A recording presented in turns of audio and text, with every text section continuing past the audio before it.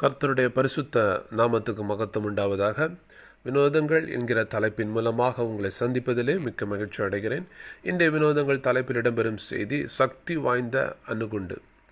நீதிமொழிகள் 1வது அதிகாரம் 32வது வசனத்திற்காக சொல்லப்பட்டிருக்கிறது, மூடரின் நிர்விசாரம் அவர்களை கொல்லும் என்பதாக. எனக்கு அன்பான தேவ ஜனமே, நிர்விசாரம் என்பது கர்த்தருக்கு பிரியமில்லாத ஒரு குணநலமாய் காணப்படுகிறது. எஸ்ஐகே என்கிறதான ஒரு ராஜாவை குறித்து நம்ம எல்லாருக்கும் தெரியும். அவர் பிரச்சனைகள் வரும்போது உடனடியாக கர்த்தருடைய சமூகத்தில் விழுந்து ஜெபித்து அதை ஜெயம் எடுக்கிற ஒரு ராஜாவாய் இருந்தார் என்று நாம் வாசிக்கிறோம். ஆனால் என்ன நடக்கிறது அவருடைய வாழ்க்கையில்?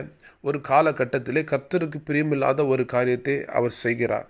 உடனடியாக கர்த்தர் தம்முடைய பிள்ளையை அனுப்பி அவரை எச்சரிக்கிறார்.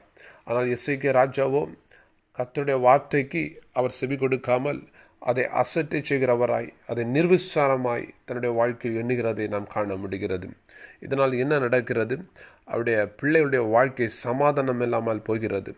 அவருடைய பிள்ளைகள் அநேகர் பாபிலோனுக்கு அடிமையாய் கொண்டு போகப்பட்டதை நாம் வேதத்திலே காண முடிகிறது. ஆம், எனக்கு அன்பான தேவ ஜனமே, இன்றைக்கு அநேகருடைய வாழ்க்கையில் பிரச்சனைகள், போராட்டங்கள் வருவதற்கு காரணம் என்ன தெரியுமா?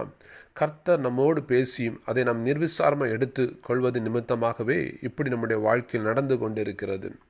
ஆகவே கர்த்தருடைய வார்த்தையை அசட்டை செய்யாமல், அதை நிர்விசாரமாக எண்ணாமல், அந்த வார்த்தைக்கு உடனடியாக கீழ்ப்படுகிற ஒரு மனப்பான்மையை உங்களிடத்தில் வளர்த்து கொள்ள வேண்டும். அப்பொழுதுதான் நம்முடைய வாழ்க்கை ஆசீர்வாதமாய் இருக்கும் என்பதை மனதில் வைத்துக் கொள்ளுங்கள். கர்த்தர் உங்களை ஆசீர்வதிப்பாராக.